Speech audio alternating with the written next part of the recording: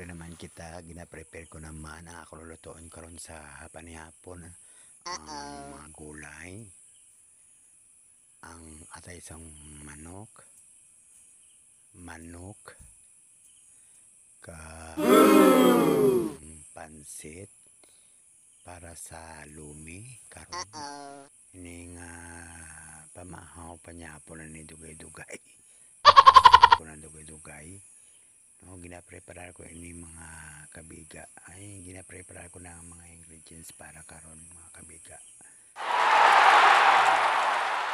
Mga kabiga, maluto kita sang lomi. Magisa kita anay, unahon tang ang mantika. So kay mainit ang aton mantika, ibutang ta lang atos ahos kag bombay. Okay, kay mapula lang ahos kag bombay, ibutang to na ang aton nga manok. Aton ini papula-pulahon sang maayo, no? Para mas manamit gid magwa gid ang iyang sabor. Pasensya na kamo guys o mga kabiga kay ang akon dapugan tama kaaso, do hindi na ko kakita kung mapula na o hindi, charito. No? Okay, pagkatapos ni mga kabiga, ato naman dayon pagkatapos ko ang taklod sang kaldero kung diin. O ara ng taklod sang kaldero, itakloban ta anay sang maayo-ayo ang manok kag painiton, tapos butangan ta sang asin. Gamay lang nga asin nga para nga hindi magparat. Tapos ang aton nga atay sa manok karon lang ini kay dasing na ini siya madunot.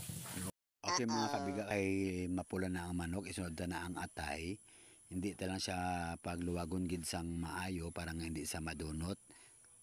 Prepare na ini ang tubig na mainit para nga madasig ang ako nga luto mga kabiga. Hello guys. No ba o may nag-intro naman. Okay mga kabiga, kay nagabukal ang tubig halin nga daan sa takore nga na nagbukal ang cubes. Tapos kay natunaw na ang cubes, ibutan na naton ang aton nga pansit. Aton na ini pagwaon gid ang sabor sa aton nga ginaluto nga lumi. No, pagkatapos ni aton nang dayon isunod ang aton nga dahon, mga kadahon-dahon, no? Tapos aton na dayon initimplahon upod ang paminta. No, salamat gid mga kabiga sa inyo nga pagsubaybay sa akon nga vlog. Sa wakas mga kabiga, naluto gid man ang lumi. Naghahanda na kami sa pagpanihapon kay dugay mapahampang na ako sa binggo. Ang sudaan pinaksiwan nga lupoy kag iniabi ang lumi. Dali na makaon na kita. Hindi nyo pagkalimti ang mag-subscribe sa akong nga YouTube channel kag mag-follow sa akong nga Facebook account.